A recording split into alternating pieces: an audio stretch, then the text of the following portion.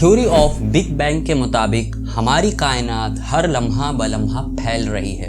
हर आने वाले लम्हे में एक गैलेक्सी दूसरे गैलेक्सी से दूर होती चली जा रही है और ये प्रोसेस चलता ही चला जा रहा है। ये कायनात एक नुक्ते के अंदर बंद थी या फिर एक डॉट के अंदर, जिसके अंदर एनर्जी, मास और सारी ताकतें एक नुक्ते के अंदर जमा थी। फिर एक धमाका होता है या फिर ब्लास्ट होता है जोरदार और फिर इस कायनात का आगाज हो जाता है। तो चलिए आज हम इस वीडियो के अंदर जानेंगे कि हमारी कायनात जो अब ऑब्जर्व अभी तक की गई है वो कितनी बड़ी है, क्योंकि हमने जितनी ऑब्जर्वेशन इस कायनात की है वो बहुत ही कम है।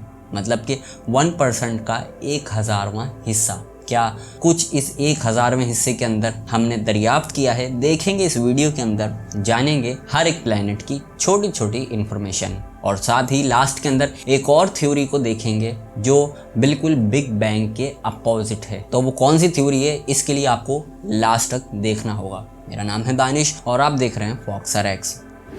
हमारी फैलती हुई कायनात 94 बिलियन लाइट ईयर बड़ी है। मतलब कि जिस तरीके से हम हर चीज़ को नापने के लिए किसी यूनिट का इस्तेमाल करते हैं, बिल्कुल इसी तरीके से इस कायनात के सफ़र को नापने के लिए लाइट ईयर का इस्तेमाल किया जाता है। जैसे पानी को नापने के लिए लीटर का इस्तेमाल किया जाता है, किसी भी ऑब्जेक्ट के साइज़ को नापने के लिए सेंटीमीटर या फिर इंचीज़ का इस्तेमाल किया जाता है और लंबे सफ़र को नापने के लिए किलोमीटर इस्तेमाल किया जाता है। बिल्कुल इसी तरह जब हम सफ़र कायनात का करते हैं, लंबे सफ़र को कैलकुलेट करते हैं, तो उसके लिए जो यूनिट इस्तेमाल होता है वो लाइट ईयर होता है। अब लाइट ईयर का मतलब क्या है? लाइट ईयर का मतलब ये है कोई भी ऑब्जेक्ट लाइट की रफ्तार के मुताबिक सफ़र करे और वो सफ़र करते करते 1 साल मुकम्मल कर लें तो इसको हम 1 लाइट ईयर मानेंगे। हमारी दुनिया एक आदमी के मुकाबले में 20 अरब खरब जितनी बड़ी है, लेकिन अगर हम सूरज की बात करें तो हमारा सूरज 10 लाख गुना बड़ा है हमारी दुनिया के मुकाबले में। और फासले की अगर मैं बात करूं तो ये 150 मिलियन किलोमीटर डिस्टेंस के फासले पर मौजूद हैं दुनिया से। जबकि एक सितारा जिसका नाम है अल्फा सेंटोरी 4.24 लाइट ईयर के फासले पर है हमारे सूरज से, जिसका साइज 50 लाख गुना बड़ा है हमारे सूरज से। इसके बाद आता है बीटलजूस जिसका साइज 30 खरब ज्यादा बड़ा है हमारे सूरज से। जबकि इसके डिस्टेंस की बात करूं तो 640 लाइट ईयर के फासले पर है हमारे सूरज से। उसके बाद आता है VY कैनिस मेजोरिस। इसका साइज की अगर मैं बात करूं तो इसका साइज 1 अरब गुना बड़ा है हमारे सूरज से। जबकि अगर डिस्टेंस की बात करूं तो 4000 लाइट ईयर के फासले पर मौजूद है हमारे सूरज से। कई सितारे, प्लैनेट और गैस के बादल मिलकर एक गैलेक्सी बनाते हैं और गैलेक्सी के सेंटर में होता है ब्लैक होल, जो कि पूरी गैलेक्सी को अपने गिर्द घुमा रहा होता है। हम जिस गैलेक्सी में रहते हैं इस गैलेक्सी का नाम है मिल्की वे और ये मुश्तमिल है कई सूरज पर, यानी 300 से ज़्यादा सितारे हैं हमारी इस एक कहकशा में मिल्की वे में। उसके बाद नाम आता है एंड्रोमेडा, जो कि हमारी मिल्की वे गैलेक्सी से 2 लाख लाइट ईयर जितनी बड़ी है। आपको अंदाज़ा हो गया होगा कि हमारी गैलेक्सी से भी बड़ी गैलेक्सीज हमारी इस कायनात में मौजूद हैं। फिर उसके बाद आता है M8 गैलेक्सी, जो कि 60 गुना बड़ी है हमारी गैलेक्सी से। IC 1101 600 गुना बड़ी है हमारी गैलेक्सी से। जिस तरीके से कहकशा बनती है कई सितारों, सैयारों और गैस के बादलों से मिलकर, बिल्कुल इसी तरीके से जब ज़्यादा गैलेक्सीज मिल जाती हैं तो फिर बनता है एक क्लस्टर। और हमारी गैलेक्सी जिस क्लस्टर में मौजूद है वो है लोकल क्लस्टर, जो कि 10 मिलियन लाइट ईयर जितना बड़ा है। जिस तरीके से गैलेक्सीज मिलकर क्लस्टर बनाती हैं, बिल्कुल क्लस्टर भी मिलकर आपस में एक सुपर क्लस्टर बना लेते हैं। और हम जिस सुपर क्लस्टर में रहते हैं वो है विर्गो सुपर क्लस्टर, जिसके अंदर 100 क्लस्टर मौजूद हैं। और अगर मैं इसके साइज की बात करूं तो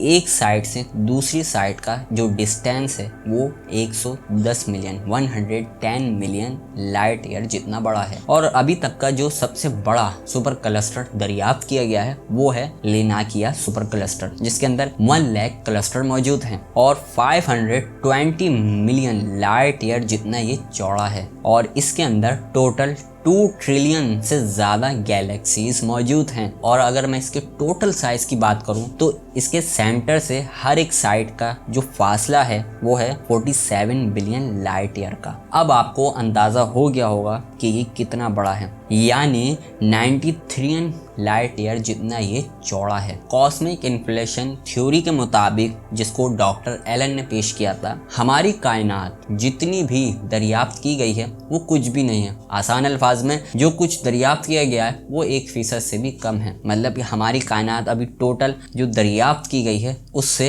156 ट्रिलियन टाइम ज़्यादा जितनी बड़ी है। नहीं समझ आया तो इसको चलिए आसान अल्फाज में और समझते हैं। मान लें हमारी दुनिया के अंदर एक छोटा सा घर है और उस घर के अंदर एक बल्ब जल रहा है। अब वो बल्ब आप सपोज कर सकते हैं हमने जो कुछ ऑब्जर्व किया है इस कायनात में, और कायनात का जो एक्चुअल साइज है वो इस पूरी अर्थ है। मतलब कि जो अर्थ है ये पूरी टोटल कायनात है और इंसानों ने अभी तक सिर्फ एक बल्ब को ही ऑब्जर्व किया है। ये कितना साइज हो गया? ये 1% से भी कम साइज हो गया। यानी कि हमने अभी कुछ भी दरियाफ्त नहीं किया, अभी बहुत कुछ दरियाफ्त करना, ऑब्जर्व करना बाकी है। एक थ्योरी और है, जिस तरीके से बिग बैंग थ्योरी के मुताबिक हमारी कायनात मुसलसल फैलती ही चली जा रही है और ये कभी रुकने वाली नहीं, बल्कि एक थ्योरी और है जो इसकी बिल्कुल अपोजिट है, जिसका नाम थ्योरी ऑफ बिग क्रंच है। बिग क्रंच को जो पेश किया गया था वो डॉक्टर अलेक्जेंडर फ्रेडमैन है, जो कि रशिया से ताल्लुक रखते हैं, और इस थ्योरी को 1922 में पेश किया गया था। इस थ्योरी के मुताबिक हमारी कायनात वक्त में जाकर रुक जाएगी।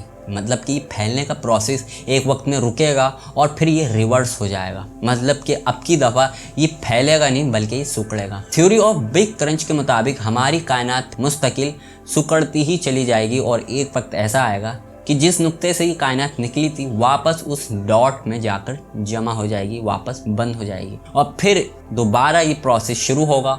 फिर एक धमाका होगा, फिर कायनात का आगाज़ होगा, फिर एक वक्त में जाके रुकेगी, फिर वापस रिवर्स हो जाएगी और ये प्रोसेस चलता रहेगा। मतलब कि हमारी कायनात का एक वक्त में जाकर सिकुड़ना तय है, लेकिन इसको वही देख सकता है जो उस वक्त तक जिंदा रह सकेगा। उम्मीद करता हूँ आपको एक छोटी सी वीडियो पसंद आई होगी। अगर पसंद आई है तो ज़रूर लाइक कीजिएगा, चैनल को सब्सक्राइब कीजिएगा, और हाँ, कमेंट में ज़रूर बताइएगा कि नेक्स्ट वीडियो आप किस पर देखना चाहते हैं। मैं आपके कमेंट का इंतज़ार करता हूँ। मैं मिलूँगा फिर एक नई इंटरेस्टिंग वीडियो के साथ। अपना ख्याल रखिएगा एंड गुड बाय।